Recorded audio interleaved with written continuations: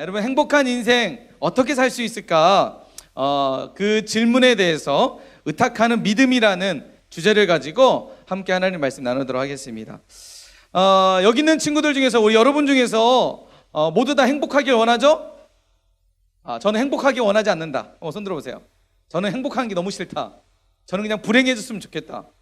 시험을 보더라도 답안지에 한 칸씩 밀려서 쓰고 싶고, 내 인생이 막 꼬였으면 좋겠다. 길 가다가 넘어져서 막 무릎팍 깨지고 머리팍 깨지고 난 정말 불행했으면 좋겠다. 혹시 이런 사람 있나요? 아무도 없으신 것 같아요.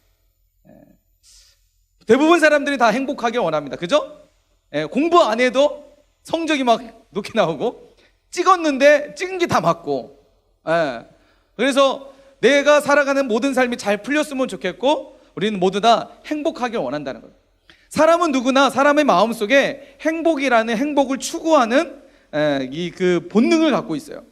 사람도, 어떤 사람도 불행해지기를 원하지 않아요.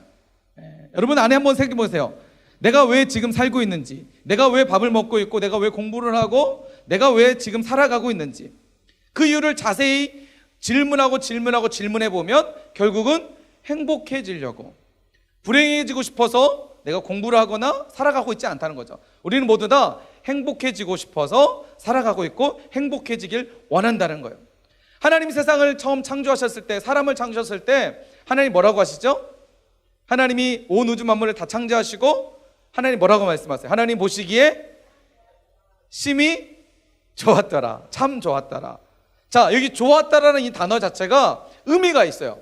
어떤 의미가 있을까요? 이 좋았다는 단어는 우리 교회에서 많이 들었던 히브리어예요. 뭘까요? 아는 사람, 맞히는 사람에게 문화상품권 또 드려야 될까요? 자, 우리 교회에서 많이, 자, 우리 교회에서 많이 들었던 이 좋았더라는 단어의 히브리어 말, 서수연이 손 들었어요. 뭐라고요? 토요일이요? 톱날이요? 톱니요? 정확하게.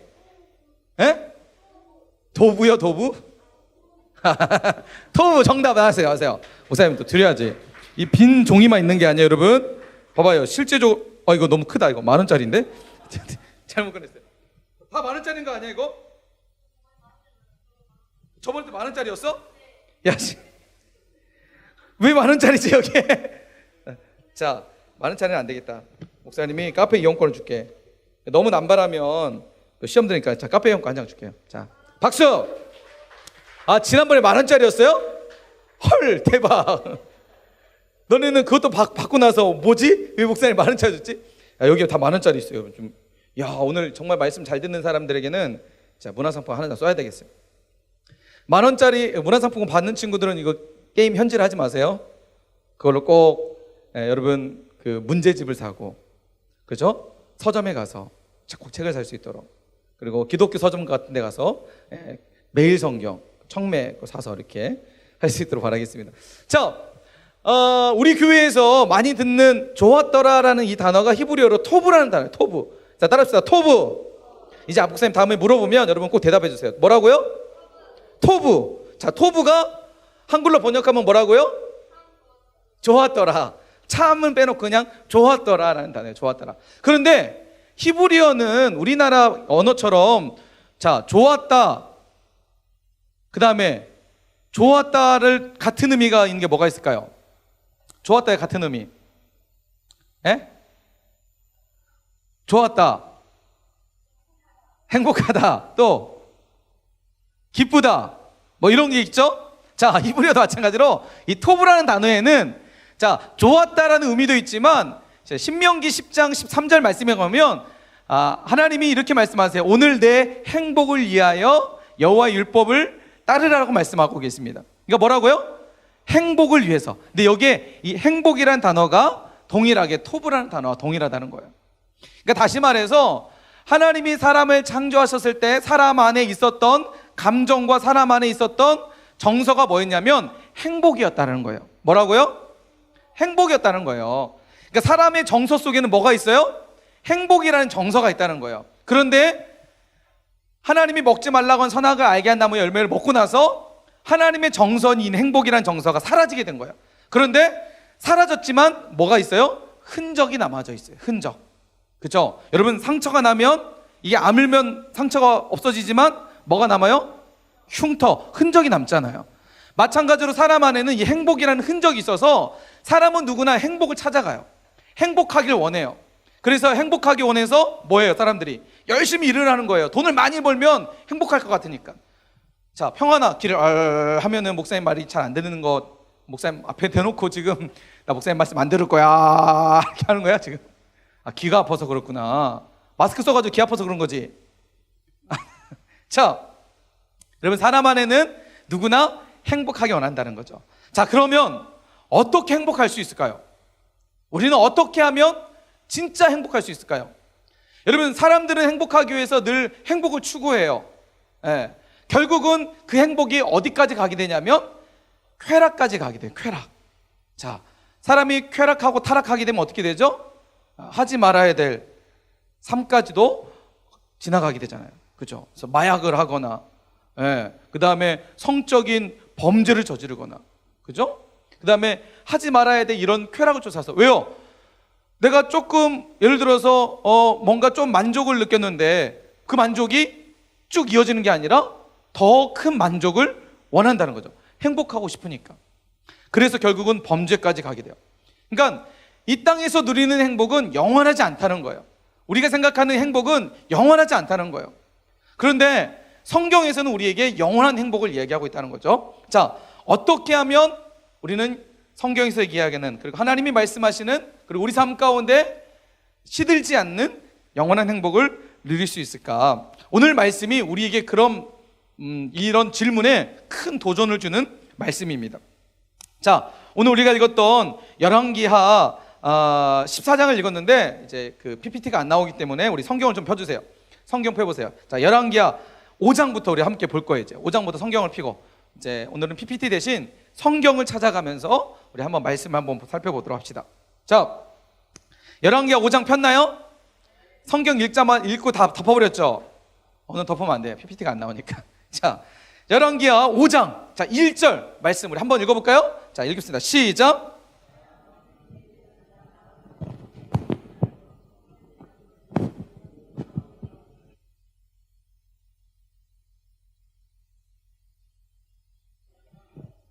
자, 아멘. 어떻게 방송실 지금 어떻게 심폐소생술을 하고 있나요?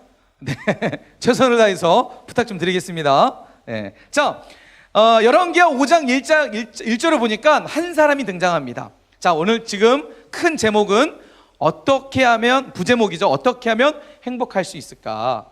자, 이 제목을 가지고 이제 한 사람을 살펴보는 거예요. 한 사람이 등장하는데 오늘 열왕기하 5장 1절에 등장하는 사람이 누구죠?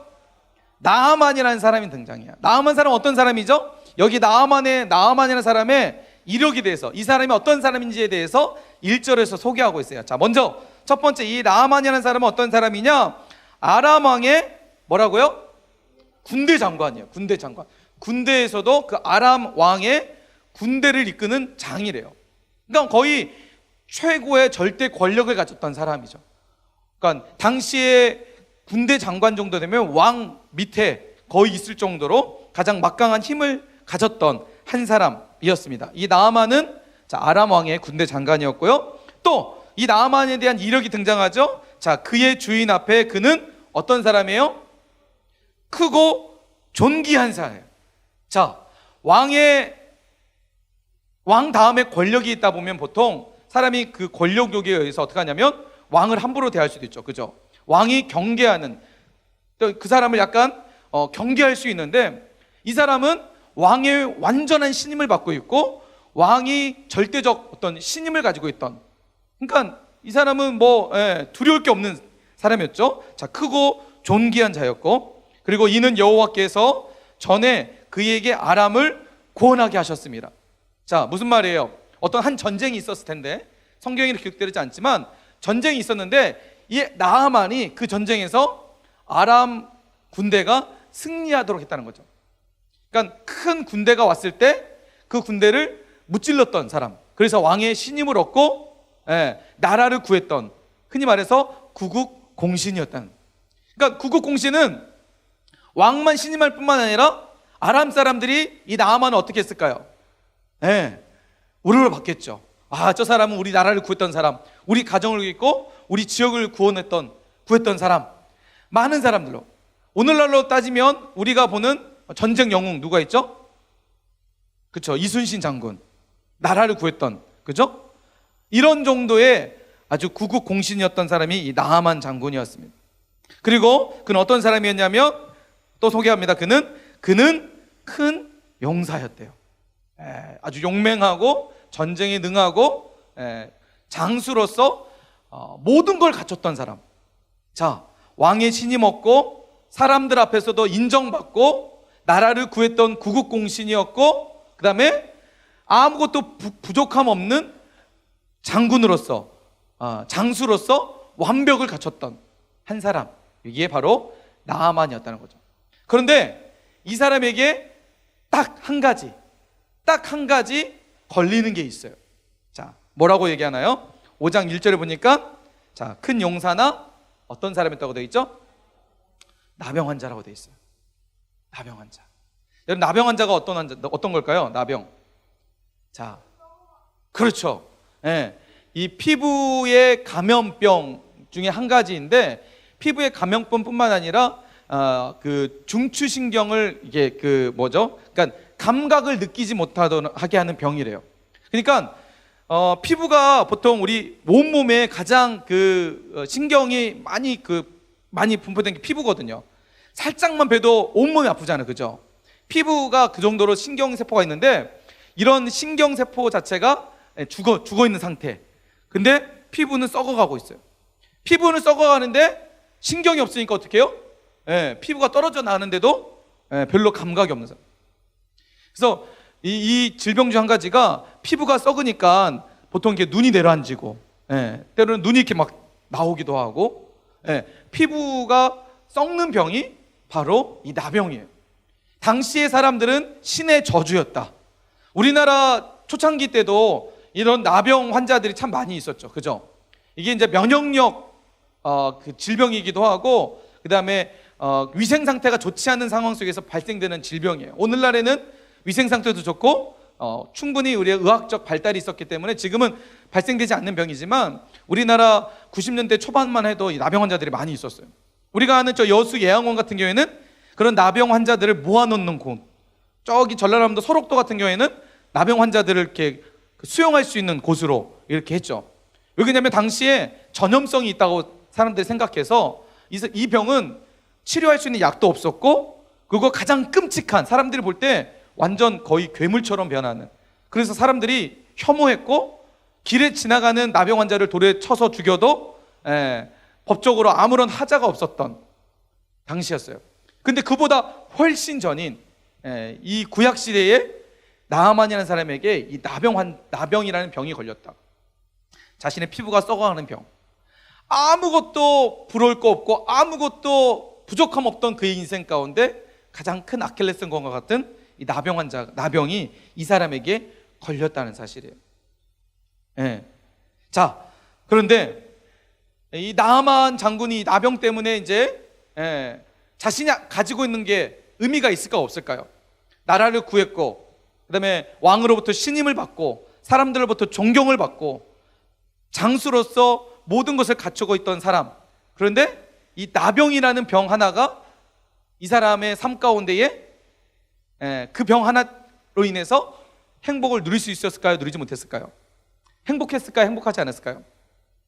자, 10 중에서 9은 완벽하게 갖고 있었지만 딱 한 가지가 부족하니까, 여러분, 이 사람 행복했을까요? 행복하지 않았을까요? 여러분 마찬가지 바꿔보세요. 여러분, 내가 가지고 싶은 모든 걸 내가 다 가지고 있는데 내 몸에 건강에 문제가 있어요. 심각한 문제가 걸렸어요. 치료할 수 없는 희귀병이 만약에 걸렸다고 생각해 보세요. 그럼 그 사람 행복할 수 있을까요? 행복할 수 없어요. 마찬가지로 나아만도 모든 걸 가지고 있던 사람이었지만 나병으로 인해서 그는 행복하지 않았어요. 그런데 어느 날 이 나아만이 살고 있던 이 가정에 자신의 아내였던 그 아내에게 한 명의 여종이 있었어요. 이 여종 어떤 여종이었냐면, 전에 그 아람 군대가 이스라엘 쳐들어가 가지고 이스라엘과 싸워서 승리한 후에 그곳에서 포로로 끌고 왔던 한 여자아이였어요. 그 여자아이를 이 나만 장군의 하녀로 데리고 있었던 거죠. 근데 어느 날 자신의 그 장군이, 자신의 주인이 나병에 걸렸다는 얘기를 듣고 이 어린 소년이 자신의 주인의 아내였던 그 아내에게 이런 얘기를 하는 거예요. 주인님, 만약 우리 나만 장군님께서 저희 이스라엘에 계셨더라면, 저희 이스라엘에는 정말 아주 하나님의 위대한 선지자 엘리사라는 선지자가 있는데 그 선지자는 모든 병을 다 고칠 수 있습니다 라고 얘기를 한 거예요. 아주 작은 여종이었던 그 여자아이가 나만 아내에게 얘기하자 나만 아내가 듣고 이 이야기를 나만에게 해주는 겁니다. 나만에게 얘기하니까 나만이 자신의 병을 고칠 수 있다면 뭐든지 할 의향이 있어서 이 이야기를 듣고 나만이 이제 이스라엘로 가게 됩니다. 근데 우리가 여기서 한 가지 알 것은 뭐냐면 당시에 이스라엘과 아람은 사이가 좋은 관계가 아니었어요. 아람이라는 나라는 당시 이스라엘을 자꾸만 괴롭히는 나라였어요. 마치 우리나라 1990년 초반 때 일본이 우리나라를 점령하고 뿐만 아니라 어떻게 가죠? 러시아와 중국과 심지어는 저 미국까지 이 일본이 쳐들어가기 위해서 우리나라를 이용했잖아요. 마치 그런 격이었어요. 아람이라는 군대는 너무나 강력했고 막강했어요. 근데 이스라엘은 그에 비해서 너무나 약했어요. 그래서 자꾸만 이 아람 군대가 자꾸만 쳐들어와서 괴롭히고 약탈하고 뺏어가고 이런 관계였어요.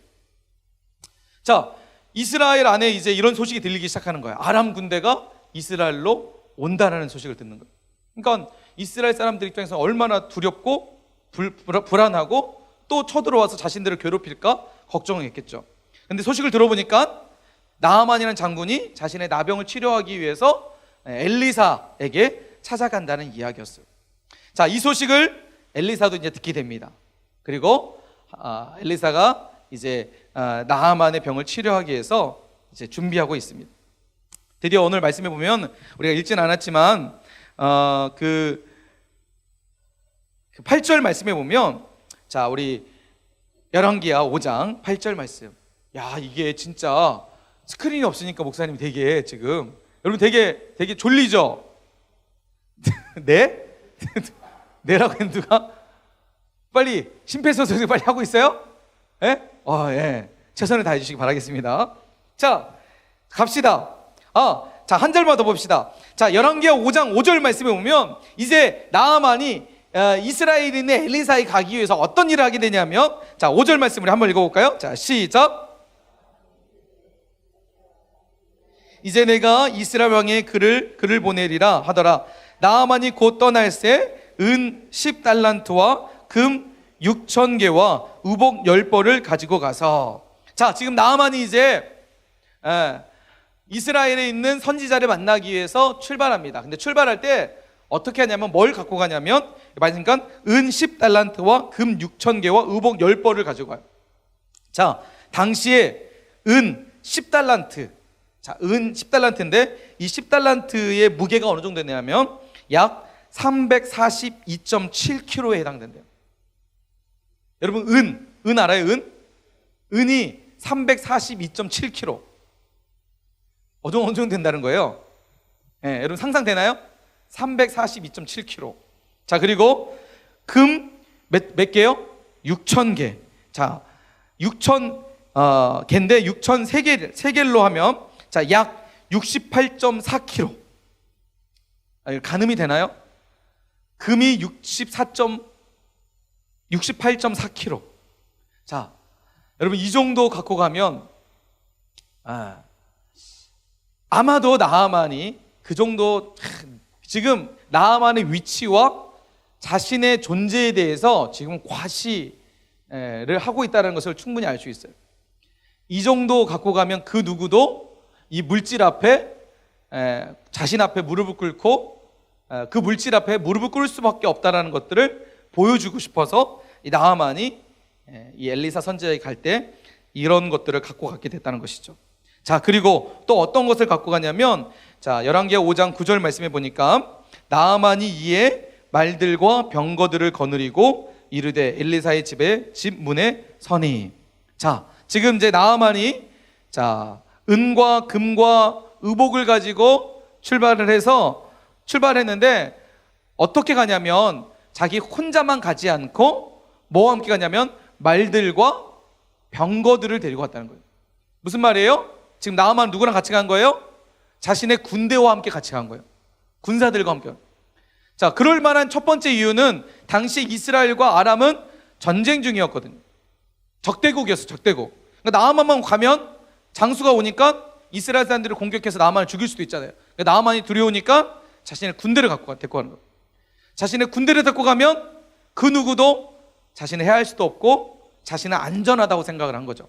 자, 이처럼 돈과 그 다음에 군대를 이끌고 나아만이 엘리사에게 찾아가게 됩니다. 여러분, 근데 재미있는 사실이 있죠. 자, 이 정도로 나아만이 딱 가면 엘리사가 막 달려와가지고 두렵고 떨리는 마음으로 나아만 앞에 무릎을 퍽 썩끌고, 아, 장군님 오셨습니까? 제가 기다리고 있었습니다. 여러분, 이렇게 해야 되는 거 맞죠? 그런데 열왕기하 5장 10절 말씀을 보니까 어떻게 하냐면, 우리 함께 읽어볼까요? 자, 읽어봅시다. 시작.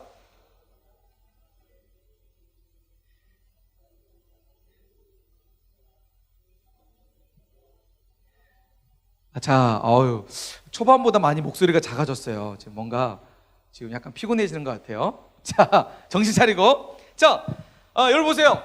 엘리사가 딱 갔는데, 나아만이 딱 갔는데, 엘리사가 나와가지고 절을 할 줄 알았는데 엘리사가 나오지 않는 거예요. 대신 누가 나오냐면, 여기 보니까 누가 나왔어요? 사자가 나왔어요. 사자. 자, 엘리사가 부리고 있는 사자였어요. 어웅 하고 나왔겠죠. 지금 다들 믿는 눈빛인데? 자, 사자가 누구예요? 사자가 뭐예요? 누구라고요? 자, 성경 다른 본문에 보면 사환이라고 돼요. 사환. 자, 그러니까 흔히 말하면 목사님 밑에 부목사님 격이에요. 부목사님. 목사님, 담임 목사님을 돕는 한 사람이었어요. 자, 그 사람 이름 혹시 뭔지 아는 사람 있어요? 자, 아는 사람에게 선물 드릴까요? 자, 이거 성경 퀴즈. 자, 엘리사의 사환, 성경에 등장하는 사자라고 하는 이 사람의 이름은 과연 누구일까요? 자, 성은, 한국에 태어났으면 안 돼, 이 사람. 성은 게시야, 게시. 게야, 게. 뭐라고요? 게하시. 와, 우리 예서가 맞췄어요. 박수 한번 주세요, 박수. 야, 우리 예서에게는 문상 10,000원권을 드려야겠다. 아유, 10,000원권. 자, 여기 있어요. 어떻게 알았지? 자, 지우야, 알았어? 게하시 이름 들어봤어요? 못 들어봤어요? 별로 중요하지 않는 이름이에요. 자, 엘리사의 사환이었던 게하시라는 이 종이에요, 종. 그러니까 엘리사가 지금 누굴 보내냐면 자신이 부리고 있는 종을 지금 나아만 장군에게 보내고 있는 거예요. 자, 당시 아람은 이스라엘보다 강력한 나라였고, 나아만의 이력을 보더라도 그 사람 앞에 한 사람도 그 사람을 빤히 쳐다볼 수 없을 정도로 정말 대단한 사람이었어요. 이스라엘 사람들의 안에서 나아만이라는 이름만 들어도 벌벌 떨 정도로 이 나아만의 사람 대단한 사람이었어요. 그런데 엘리사가 달려와서 나아만에게 무릎 꿇지 않고 지금 자신의 부리고 있는 종을 보내고 있다. 그치? 우열아, 저기 우열 좀 껴주세요. 아예 자고 있어. 너 거기서 항상 네 자리더라, 거기. 전용 자리야, 전용 자리. 자, 자려고 간 거 아니죠? 오케이, 좋아요. 자, 지금 엘리사가 어떻게 행동하고 있냐면 지금 자신의 종을 보내서 나아만에게 이야기하고, 뭐라고 얘기하냐면, 저희 주인님께서 장군님께 전하라고 했습니다. 지금 장군님의 그 나병은, 주인님께서 뭐라고 하시냐면, 그 나병을 치료하려면 저 요단강에 가서 몸을 7번 씻으라고 합니다. 그러면 치료될 수 있다고 합니다 라고 전하는 것이었어요. 근데 여러분, 나아만 입장에서는 기분이 좋았을까요? 기분이 나빴을까요? 그렇죠. 만약에 똑같은 이런 거예요. 예를 들어서 일제강점기 시절에 우리 사랑교회가 있다고 생각해 봅시다. 사랑교회. 지금 일본군은 막강한 군대이고, 말만 하고 그냥 뭔가 그냥 액션만 취하면 모든 것을 다 죽일 수 있는, 그러니까 사람을 해할 수 있는 그런 힘이 있던 나라. 자, 근데 오늘날로 따져봅시다. 오늘날로 따지면 일본, 그런 역사 속에서 일본의 지금 총리가 누구죠? 일본 총리? 그쵸, 아베 총리. 아베 총리가 나병에 걸린 거야. 그런데 소문에 듣자 하니 목포 사랑의 교회 백동조 목사님이라는 분이 계시는데 이분은 모든 병을 다 치료할 수 있는 거예요. 그래서 아베가 이 소식을 듣고 자신의 나병을 치료할 수 있다면 여러 가지 의사랑 막 다 해봤는데 치료할 수 없는데 목포 사랑의 교회 가면 내가 치료할 수 있겠죠. 그래서 이 아베 총리께서 군사를 이끌고 이지스함을 이끌고 지금 목포 항으로 오고 있는 거예요. 당시 우리나라는 힘이 없었기 때문에 지금 아무런 군사력 힘이 없기 때문에 벌벌 떨고 있는 거야. 온다는 소식. 그래서 드디어 이제 아베 총리께서 이제 목포 사랑의 교회 온 거야. 딱 왔으면 백동조 목사님이 막 달려가가지고 절을 해야 되는데 백동조 목사님 달려가지 않고 임동채 목사, 네가 나가서 내 말을 전하게 딱 그러는 거야. 그러니까 당연히 아베 총리께서는 오셔가지고 막 목사님 할 줄 알았는데 목사님이 오지 않고 부목사가 와가지고 이야기하는 거야. 여러분 이 입장이라면 나만 장군이 만약에 그 입장이라는 거죠. 얼마나 기분이 나빴겠어요. 자신은 아람 군대 대아람 군대의 군대 장관인데도 불구하고 저 종의 이야기를 들어야 된다는 게 너무나 기분 나쁘고 불쾌하고 그냥 말 한마디면 군사를 이끌어서 거기를 다 초토화시킬 수 있는 상황이었어요. 자, 그런 불쾌한 마음 때문에 나아만 장군은 처음에 듣지 않아요. 그 이야기를 듣지 않고 다시 자신의 고국으로 돌아가기를 원합니다. 그런데 자신의 신하였던 한 사람이 달려와서 이 나아만 장군에게 이야기하죠. 자, 장군님 한 번만 참으십시오. 그냥 일단 믿져야 본전 아닙니까? 그러니까 한번 우리 그냥 믿져야 본전이니까 한번 들어봅시다.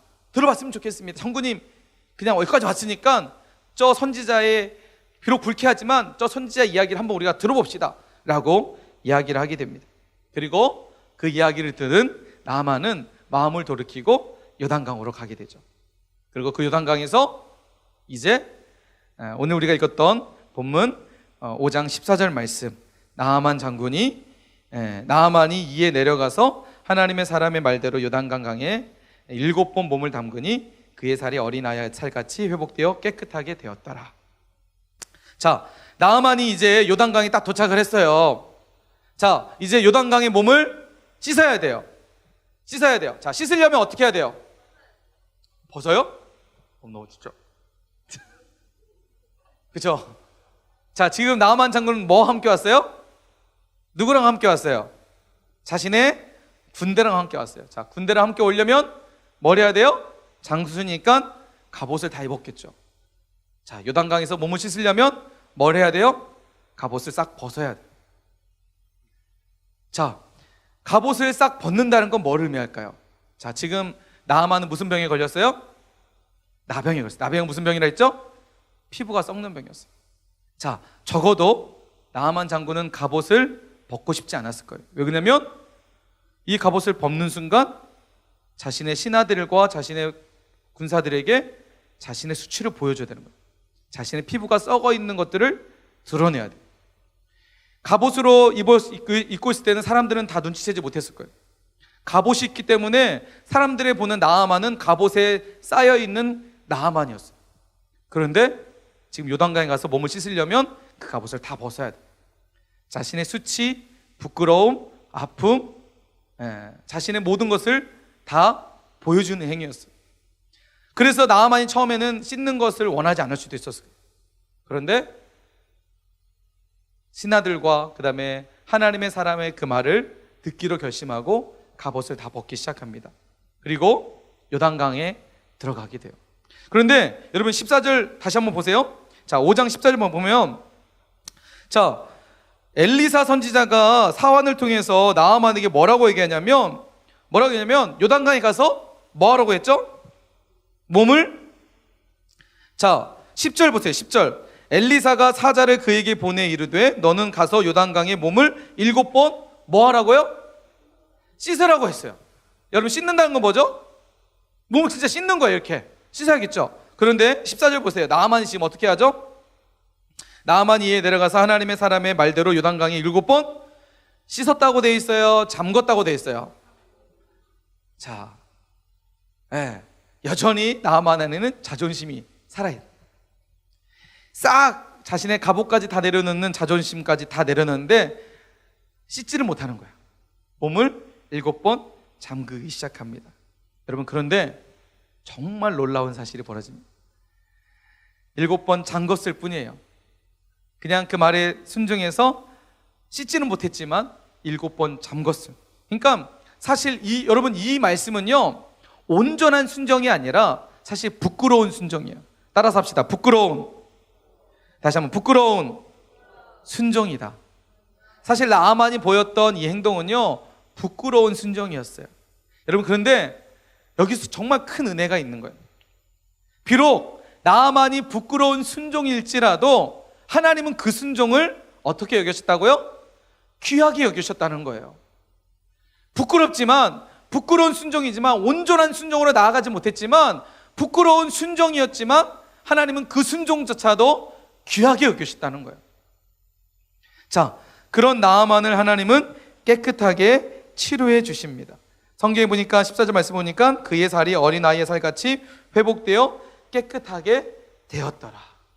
할렐루야. 여러분, 비록 우리가 하나님 앞에 나아갈 때 부끄러운 순종일지라도 하나님은 그 순종을 귀하게 여기시고 가장 하나님께서 놀라운 역사로 함께 하신다는 사실을 여러분 믿으시기 바랍니다. 아멘. 여러분, 그래서 오늘 이 사건은 하나님이 우리에게 정말 많은 은혜와 메시지를 주세요. 자, 모든 것을 다 가졌던 나아만, 그러나 그에게는 아무도 얘기하지 못하는, 누구에게도 얘기할 수 없는 자신의 한 가지 아픔이 있었다는 거예요. 부끄러움이 있었다는 거예요. 드러내고 싶지 않은 상처가 있었다는 거예요. 결국 그 상처는 하나님께로 나아가는 통로가 되었죠. 그리고 나아만은 요단강에서 자신의 모든 수치를 다 드러낼 수밖에 없는 상황이 되었지만, 그는 그럼에도 불구하고 그것을 다 드러내고 하나님 앞에 나아가게 됩니다. 여러분, 우리는 어떻게 행복할 수 있을까요? 그리고 그 행복에 오늘 말씀은 우리에게 무엇이라고 말씀하고 있을까요? 여러분, 정의를 내리면 이렇습니다. 믿음이란 무엇일까요? 믿음이란, 따라서 합시다, 모든 걸 그분께 맡기는 것이다. 자, 믿음이란 무엇이라고요? 지금 나아만이 하나님 앞에 나아갔을 때 자신의 전 존재를 하나님께 맡겼습니다. 자신의 아픔 있었지만 그 아픔을 다 드러내고 하나님 앞에 나아갔습니다. 성경 말씀처럼 하나님의 사람의 말을 따라 자신의 몸을 7번 요단강에 잠궜습니다. 비록 부끄러운 순종이었지만 자신의 모든 것을 하나님께 맡기고 나아갔던 것입니다. 이게 바로 믿음이라는 거예요. 여러분, 믿음은 한 발은 하나님께, 한 발은 세상 속에, 이게 믿음일까요? 하나님이 우리에게 요구하시는 믿음은 한 발은 교회에 있지만 다른 한 발은 세상에 있는 거, 이걸 믿음이라고 얘기하지 않습니다. 오늘 나아만 장군이 하나님 앞에 나아갈 때 하나님이 나아만에게 요구했던 믿음은 너의 모든 존재를 나에게 맡기라라고 말씀하셨어요. 그 요청이었어요. 요단강에 7번 몸을 씻으라는 것은 네가 가지고 있는 것 중요하지 않아. 그것은 너에게 아무런 도움이 되지 않아. 너에게 진짜 주인은 나 여호와 하나님이야. 너의 존재를 나에게 맡길 때 네 인생은 바뀌게 될 거야. 하나님의 그 요청이었고, 나아만은 그 하나님의 말씀에 자신의 전 존재를 하나님께 맡겼던 것이었습니다. 여러분, 믿음이란 모든 걸 하나님께 맡기는 거예요. 모든 걸 하나님께 드리는 거예요. 내 모든 삶을 하나님께 드리는 거예요. 이게 믿음이라는 거예요. 그리고 중요한 것은 믿음이란 있는 모습 그대로 하나님께 나아가는 거예요. 여러분, 우리 삶 가운데 살다 보면 수많은 상처들이 있을 거예요. 부끄러움이 있고요, 나아만 장군처럼 아무한테도 들키고 싶지 않은 나만의 이런 그 부분들이 있을 거예요. 뿐만 아니라 나아만 장군 다 가졌지만 내 삶을 보면 너무나 부족한 거 투성이처럼 보이는 그런 삶일 수도 있어요. 여러분, 그러나 오늘 하나님 우리에게 말씀하세요. 너의 그 부족함, 네가 가지고 있지 못한 그런 아픔, 내게 다 갖고 나오면 내가 너의 모든 삶을 회복시켜 줄게. 오늘 하나님 우리에게 그렇게 말씀하고 계신 줄 믿습니다. 그래서 잠언 16장 3절 말씀에 보면 하나님 우리에게 이렇게 말씀하십니다. 너의 행사를 여호와께 맡기라. 그리하면 내가 경영하는 것이 이루어지리라. 할렐루야. 하나님 우리에게 뭐라고 말씀하신다고요? 너의 행사를 여호와께 맡기라. 하나님 오늘도 우리에게 말씀하십니다. 내 살아가는 모든 삶의 행사를 나에게 맡기라라고 말씀하고 있습니다. 뿐만 아니라 시편 37편 5절 말씀해 보니까 내 길을 여호와께 맡기라. 그를 의지하면 그가 이루시고. 하나님께서 우리의 모든 삶 가운데 하나님께 우리의 모든 삶을 하나님께 맡기면 하나님께서 우리의 모든 삶을 이끌어 주시다고 약속하고 있습니다. 베드로전서 5장 7절 말씀해 보니까 사도 베드로는 이렇게 말합니다. 너희 염려를 다 주께 맡기라. 이는 그가 너희를 돌보심이라. 사랑하는 우리 사랑의 중등부 여러분, 목사님이 설교를 준비하면서 요즘 청소년들은 무엇을 고민할까, 어떤 생각을 하면서 살아갈까 인터넷으로 쭉 검색을 해보니까 100명을 대상으로 조사를 해봤는데 100명 중 약 46%가 어떤 고민을 하고 있느냐, 바로 그 고민의 1순위가 46% 정도 됐는데 고민이 바로 첫 번째가 공부래요. 공부. 여러분 맞나요? 공부를 고민하고 있나요? 아니에요? 자, 그러면 넌 46%에 속하지 않은 사람이야. 자, 100명 중 46명은 공부를 고민하고. 그리고 두 번째가 뭘 것 같아요? 친구 관계. 틀렸어요. 두 번째는 외모래요. 외모. 여러분 외모 신경 써요, 안 써요? 주어 안 쓴다면 거짓말이야. 그럼 다 우리는 외모 신경 쓰잖아요. 그죠? 외모. 그 다음에 이제 친구 관계, 그 다음에 직업도 고민하더라고요. 여러분 공부 때문에 고민 많이 되죠? 곧 있으면 이제 기말고사 맞나요? 기말고사 본 친구들 있어요? 1학년들은 시험 안 보니까 좋죠? 네. 2, 3학년 친구들은 이제 곧 있으면 또 시험 기간이에요. 공부 때문에 스트레스 많을 거예요. 여러분 하나님은 오늘 이 땅을 살아가는 우리에게 오늘 말씀처럼 우리가 어떻게 하면 행복할 수 있을까? 그 답은 의탁하는 믿음이었어요. 나아만이 하나님께 자신의 전 존재를 의탁할 때 하나님은 나아만의 인생을 완전히 바꿔주시고 그의 삶의 가장 심각한 치명적 이 질병으로부터 하나님이 해방시켜 주셨어요. 오늘 우리 삶 가운데 수많은 문제들이 있을 거예요. 수많은 어려움들이 있을 것이고 내가 어떻게 할 수 없는 절망적인 상황들이 내 삶 가운데 찾아올 수도 있어요. 오늘 이 말씀이 여러분에게 큰 위로와 도전이 되기를 간절히 축복합니다. 우리는 어떻게 행복할 수 있다고요? 내 삶을 하나님께 모든 걸 맡겨드릴 때, 한 발은 맡기고 한 발은 맡기지 않고, 이게 아니라 내 모든 삶을 하나님께 맡겨드릴 때 오늘 성경에서 우리에게 말씀하시는 그 행복을 우리는 누리게 될 줄 믿습니다. 여러분 공부도요 하나님께 맡기세요. 물론 하나님께 맡긴다고 공부하지 말라는 건 아니에요. 뭐요? 여러분 하나님이 내게 한계와 지식을 주셨어요. 지식과 한계를 주셨어요. 정말 똑똑한 사람도 있고요, 아무리 노력해도 안 되는 사람도 있어요. 물론 노력의 기준은 다를 수 있겠지만 여러분 맡기라는 건요, 내게 주어진 삶의 자리에서 내가 최선을 다하는 거예요. 그리고 결과는 하나님께 맡기는 거예요. 최선을 다하는 사람은요 떳떳할 수 있어요. 부끄럽지 않아요. 그 성적에 인정할 수 있어요. 여러분 맡기는 삶은 어떠한 하나의 현상 때문에 슬퍼하거나 낙심하거나 좌절하지 않아요. 하나님이 다 이루시고 행하실 것을 믿기 때문이에요. 오늘 여러분 삶 가운데 수많은 고민과 어려움과 아픔이 있을 때 그 모든 문제를 가지고 하나님 앞에 나아가는 우리 모든 친구들이 되기를 간절히 축복합니다.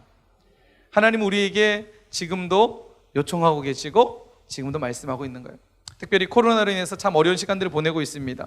그런데 목사님이 지난 수요일날 설교 가운데도 우리 그 성도님들과 함께 나눴던 말씀인데, 여러분 위기는 곧 기회라는 사실입니다.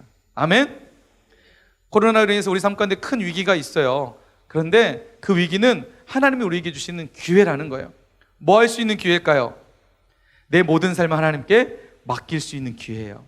내가 어떻게 할 수 없는 상황이기 때문에. 그런데 목사님이 우리 그 수예배 때 성도님들과 나누지 못했던 한 가지 딱 말이 있어요. 지금도 막 이 말 내가 나눴어야 되는데 못했던 말이 한 가지 있어요. 이것만 전하고 우리 결단 찬양할 건데, 여러분, 위기는 꼭 반드시 기회이지만 위기는, 진짜 위기는 뭘까요? 기도하지 않는 게 위기예요. 여러분 삶 가운데 기도하지 않는 게 우리에게는 진짜 위기예요. 코로나가 위기가 아니라 기도하지 않는 게 위기입니다. 여러분 삶 가운데 하나님 오늘 말씀을 통해서 우리에게 도전하시는 이 말씀 붙잡고, 여러분 삶 가운데 우리의 모든 문제, 우리의 모든 삶을 하나님께 전적으로 모든 것을 위탁할 수 있는 우리 모든 친구들 되시길 주님의 이름으로 간절히 축복합니다.